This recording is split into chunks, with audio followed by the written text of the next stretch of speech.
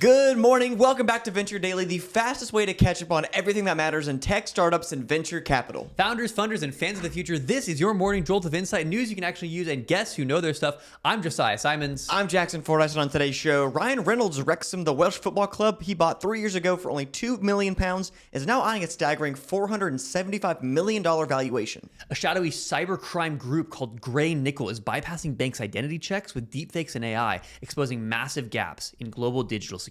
And Anduril just pulled in a $2.5 billion raise, doubling its previous value to now over $30 billion. It's Friday, June 6th. Let's get you smarter before your first meeting.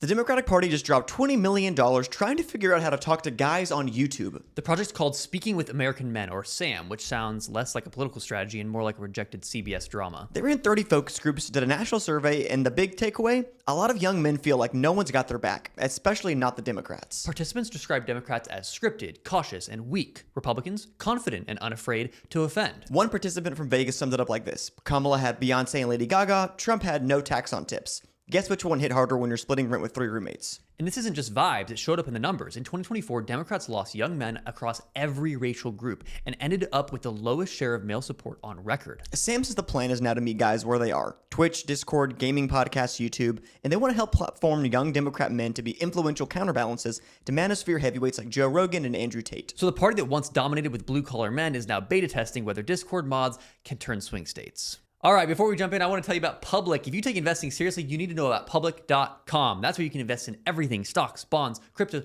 You can even earn some of the highest yields in the industry, like the 7% or higher yield you can lock in with a bond account. Public is a FINRA-registered, SIPC-insured platform that takes your investments as seriously as you do. Fund your account in 5 minutes or less at public.com/venture and get up to $10,000 when you transfer your old portfolio, paid for by Public Investing. Full disclosures in the podcast description below. Check out our link, public.com/venture, and let the people at Public know who sent you. The guys here at Venture Daily. Yes, public.com/venture. Let's get into the first story today. Wrexham, AFC, the tiny Welsh football club owned by Ryan Reynolds and Rob McElhenney, might soon be worth nearly $500 million. After buying the team for just £2 million in 2021, the Hollywood duo has helped turn it into a global brand with a hit docuseries, back-to-back promotions, and now a potential valuation of $475 million.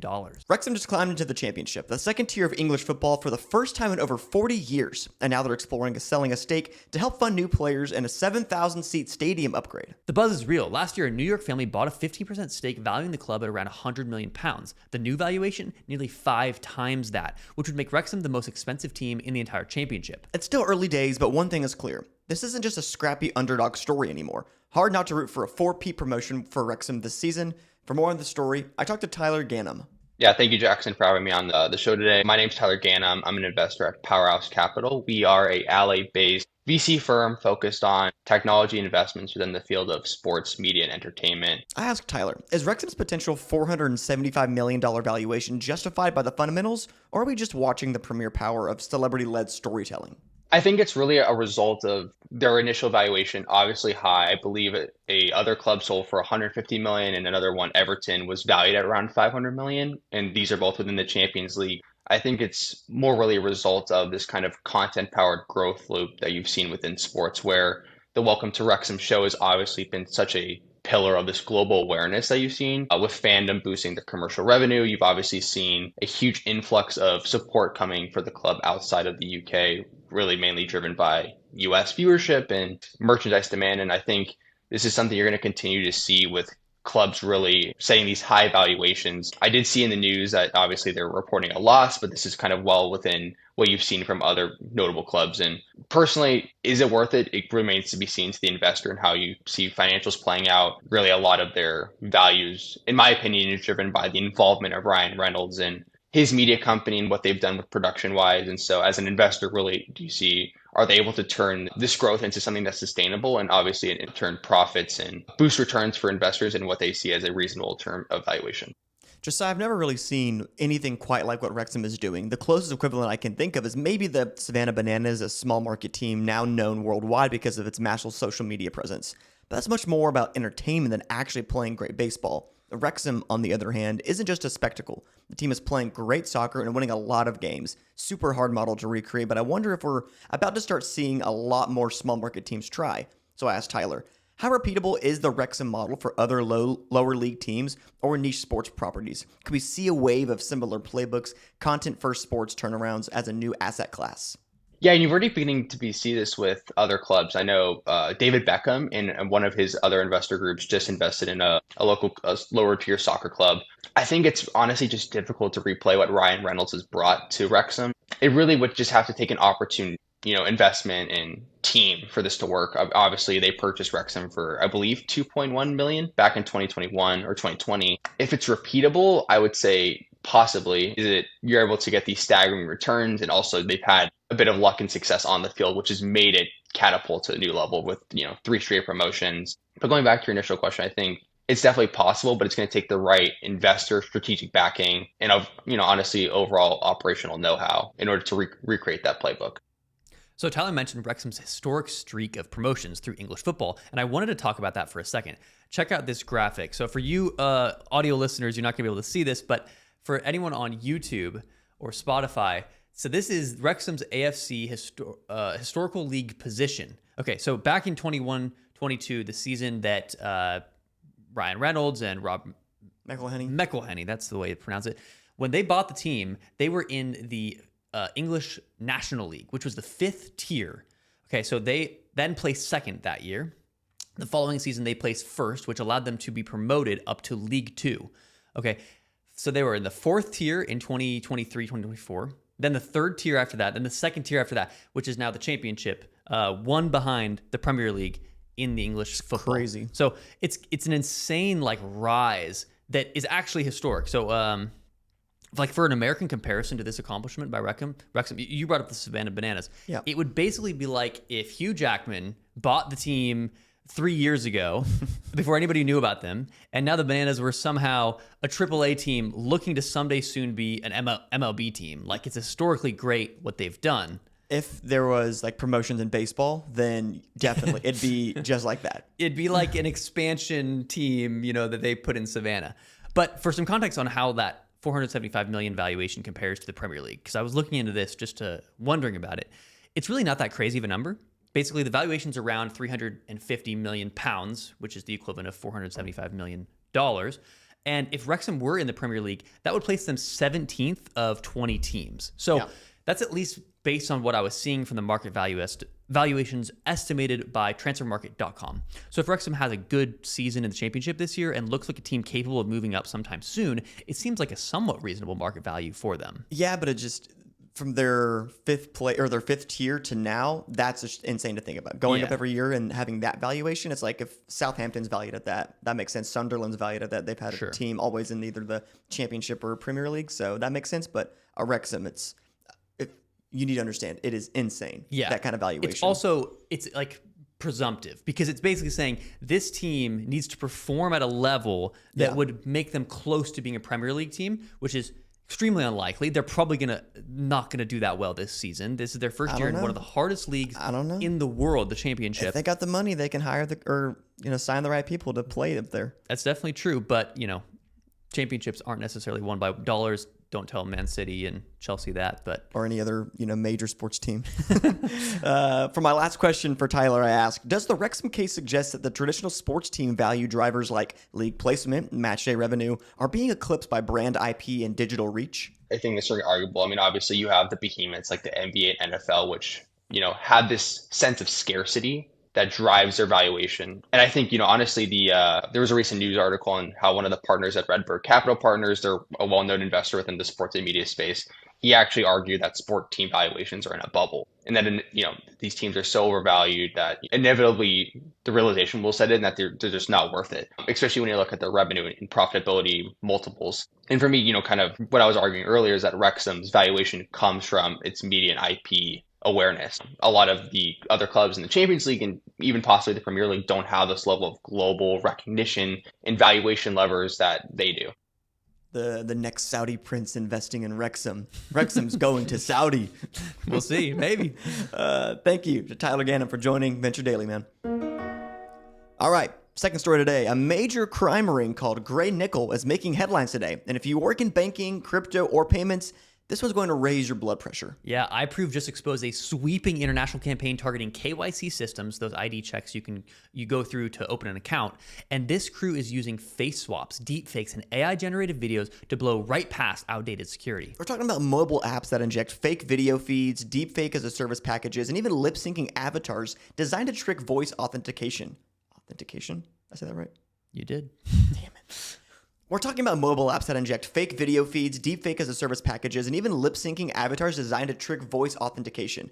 And it's working. A single deepfake scam last year cost one company over $25 million. The report says most of the affected firms were using liveness detection systems that can stop a photo, but not a digitally injected synthetic face. It's like locking your front door and leaving the windows wide open. Worst, a lot of countries don't even require incident reporting, so regulators can't keep up, and criminals are taking advantage of that patchwork oversight to hit targets across North America, Europe, and Asia Pacific. Bottom line, financial fraud is entering the AI arms race, and Gray Nickel is proof that it's time to upgrade the defenses fast. We thought, who better to talk to about this story than iProov's own founder and CEO, Andrew Budd. I'm Andrew Budd. I'm the founder and CEO of iProov. iProov is a global business. I'm based in London. We're the world leaders in biometric identity assurance and verification. We work for governments and large banks, large enterprises worldwide. We're about 200 people and have over a decade of experience in our business. Andrew's the man. You're about to find that out with his answers. He's really great. But I want to say for the audio listeners, that was not an AI voice. At first, it kind of sounds like it's an AI voice because it's so perfect. Like it's that British, I don't know. But British royalty voice. If you're watching on YouTube, you'll notice that, no, that is a real person. And he's just got a silky, perfect voice. Silky, velvety voice. Yeah. Thank you. All right, we are now seeing deepfake as a service and advanced face swap tools sold on the dark web. So I asked Andrew, how should financial organizations update their threat models when fraud is no longer one-off but productized? I think the first thing they have to do is to recognize that this is not some sort of theoretical threat, some kind of piece of science fiction that can be addressed in the 28-29 fiscal year. This is real and live and happening on a very large scale now. And if institutions, including financial institutions, do not have systems in place or are not planning to put systems in place, they are creating a very serious vulnerability to deepfake-powered identity impersonation, which will impact them both during account setup, bypassing their KYC and AML checks, and also during account recovery, facilitating account takeover on a scale that I don't think they will have seen before, because deepfakes are so scalable and today so cost effective to deploy on a very, very large scale. Gray Nickel and others are systematically bypassing KYC systems using deepfakes and injection attacks. I asked Andrew, are most financial institutions simply unprepared for the AI arms race? I think there's a very wide spread. In certain territories, and for example, in the Netherlands, or in Norway, or in South Africa, for example, there's a very broad, deep, and long-standing awareness of the kinds of threats that can be faced, and a long-standing commitment to fix that. In other territories, I think we see organizations being slower to comprehend or to take seriously the scale and damage that these threats can take place. In a number of territories, for example, we've asked regulators and governments how many money mule accounts are there who are receiving and handling stolen money from the tens of thousands of online frauds that are impacting and in some cases destroying people's lives, and the answer is it's not known. Now, deepfakes are the weapon of choice in order to set up money mule accounts in the name of synthetic non-existent identities, or in the name of completely innocent victims who have no idea that their identity has been stolen and used to create a money mule account. In both cases, the perpetrators, the controllers of those money mules, are untraceable, and that cannot be acceptable in a stable modern society. As long as it's possible to use deepfakes to bypass the selfie process, or to corrupt the selfie verification process, which is essential to bind a physical human being with civil and criminal responsibilities to such an account, then the system is absolutely wide open. It's not known. Dramatic pause. That's pretty terrifying. I was listening on the interview. I was like, I got to check all my bank accounts and logins for everything, because the money mule idea is just horrifying. Yes. Going through different accounts. And so my last question for Andrew is this. We're seeing tens of millions in losses across crypto exchanges and global banks from AI-driven fraud. Is this just the beginning? And what needs to change now to stop this from becoming the norm? What's fascinating to me is that here I've been speaking here at Identiverse 2025 in Las Vegas, and there has been a dramatic shift in the dialogue. Last year it was all about account setup and remote onboarding. This year the theme is the threat posed by account takeover as a result of corruption of the account and credential recovery process. And that we're seeing on a large scale across the world. Just in the last month, an attack group called Scattered Spider attacked the huge UK retailer Marks and Spencer, causing $400 million of damage and counting so far, using using AI to hit the account recovery process. Account recovery is the key for attackers, both criminals and nation states, to enter and then travel horizontally right across institutions. And these systems are often the most weakly defended and the most vulnerable to deepfake-based attacks. That's why we're getting interest from financial institutions and enterprises across the world to enable them to use biometrics to defend that process. Biometrics, in our biometric credential, my face, cannot be lost, cannot be forgotten, cannot be stolen, and therefore it's the ideal way to protect both the onboarding process and critically the account recovery process, providing that you can be sure that the face that you're looking at is a real face and not a copy or a replay or a deepfake. That is a hugely difficult and demanding problem. We think it's actually the hardest problem in the entire identity ecosystem, and it's the problem that iProov has been solving now for over a decade. We solve it for governments, we solve it for banks, we solve it on a gigantic scale, hundreds of millions of people each year, and we do it to national security levels of performance, as tested by these numerous governments. And we have a model that will ensure ongoing resilience thanks to the use of the iProov Security Operations Center, which monitors these fraud vectors, studies what the attackers are doing with the latest deepfake techniques, and puts in place defenses before those techniques can yield success. And that way, we stay ahead of the attackers. And that's really important because deepfakes are moving at a speed that is extraordinary. We watch the eruption of these new attacks through our iProov Security Operations Center, and we can see that particularly grey nickel, for example, is a successful attack vector aimed at all those organizations that use single frame liveness. It's a very popular technique. It's very easy to use. Financial institutions like it because of its low friction. It has many attractions. The problem is that grey nickel have exploited it and rendered it ineffective. Thank you to Andrew Budd for joining Venture Daily. All right.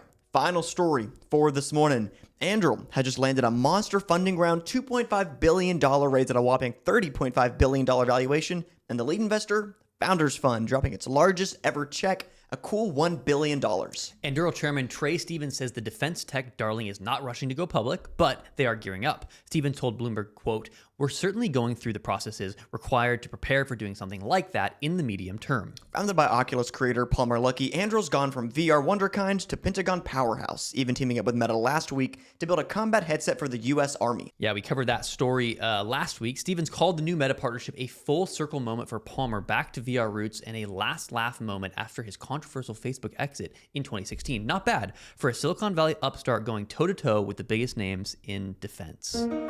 That's it for Venture Daily. Thanks so much for joining us this whole week. One more week of Venture Daily down and dusted, and we're on to the next one. Yep. Thank you to Content Stack for allowing us to film here every single weekday here in Austin, Texas. If you like the show today, whether you're on YouTube, Spotify, Apple Podcast, or X, leave us a like, a comment, a review. Throw us a 5-star rating if you think we earned it. And as always, we'll see you Monday morning on Venture Daily.